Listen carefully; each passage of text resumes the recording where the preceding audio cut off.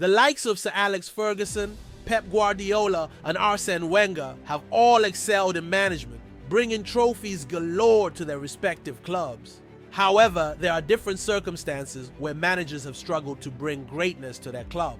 For instance, Agel Olsen during his Wimbledon days. He followed a club legend in the shape of Joe Kinnear. The pressure of following someone who was once adored by the fans and had great success can be difficult. So here are the 10 worst managers in football history. As already mentioned, Agel Olsen. With the pressure of trying to win the supporters over, as well as taking over from a previously successful manager, it all got a bit too much for the former Norway manager. Although Olsen had done amazingly while in charge of Norway, guiding them to qualification for the 1994 and 1998 World Cups, there was some confusion over his methods. Wimbledon went 9 games without a win. Olsen had completely lost the dressing room, with players often speaking out of turn in the media. It's been publicized that we don't get on with the manager, the way he works, his attitude, or his approach, John Hartson said of his manager at the time. Olsen was unsurprisingly sacked, but only 2 games before the season finished. Wimbledon were unfortunately relegated. Robin Dutt had a lowly win ratio of 24.44%, which is one of the worst recorded in Werder Bremen club's history, which is not a record Dutt will want to have next to his name. Though it was clear early on that the players weren't buying into his management style as the club began to tumble down the league. Dutt managed 11 wins in 45 games. Former player Viktor Skripnik stepped in and led the club to a respectable 10th place finish. Dutt's points per game came to a disappointing 1.02 per game, and it's no surprise his tenure didn't last too long.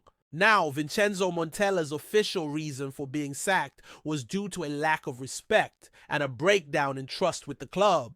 Montella was in his second managerial spell with Fiorentina, having won over half of his 153 games during his first stint as manager. His first spell as manager led to 4th and 3rd place finishes and a Europa League semi-final, but the second spell didn't live up to the high expectations upon his return. Montella was sacked after a 7-game winless run, which left Fiorentina embroiled in a relegation scrap. Paul Jules' infamous 11-point season with Derby. It made headlines for all the wrong reasons, as it was a record low points total, which still stands to this day. Only just. Jules was warned against taking the job at Derby, but decided against it. His troublesome time in the Midlands impacted his reputation, and he was out of work for over 3 years until Ipswich Town came calling. Jules' points per game at Derby came to 1.13, and when that includes time in the championship, is very disappointing to say the least, and his nightmare time in charge of the club was unsurprisingly cut short.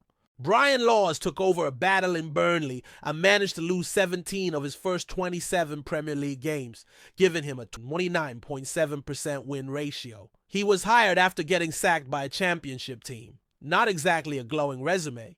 Jan Seward had a 5.6% win ratio managing Huddersfield Town in 2019, only winning 1 game in 7 months. Huddersfield got relegated with 3 games left, and fans thought he was a prank hire. Players didn't know who he was, and his most memorable moment, being mistaken for a random fan on live TV. Felix Magath was hired to save Fulham from relegation in 2014, with a 20% win ratio, having only won 3 games out of 15. Instead of saving Fulham, he gave a player cheese for a thigh injury, literally recommended quark cheese as medical treatment. Remy Gard left Aston Villa by mutual consent after just 3 wins in 23 games in charge. Despite spending around $50 million in the summer under previous boss Tim Sherwood, Gard inherited a squad lacking in quality, belief, and character. He faced opposition from senior players over his training methods. Poor old Terry Connor. If ever a man wasn't suited to being a number 1, he was it. Connor muddled through the remainder of the season as Wolves slipped further and further away from safety. By the time the season ended, the stats made for pretty grim reading. 13 games played, 0 wins, 4 draws, and 9 losses. They scored just 12 goals and conceded 33 with a win percentage of 0%. Lastly, Frank de Boer took over Crystal Palace in 2017. In his press conference, the Dutchman vowed to revolutionize the whole club and implement a new possession-based approach. Instead, de Boer completely failed to get a tune out of his squad. He lost all 4 of his games in charge without scoring a single goal. Frank was labeled the worst manager in the Premier League by Jose Mourinho. Overall, he had a win percent of 0.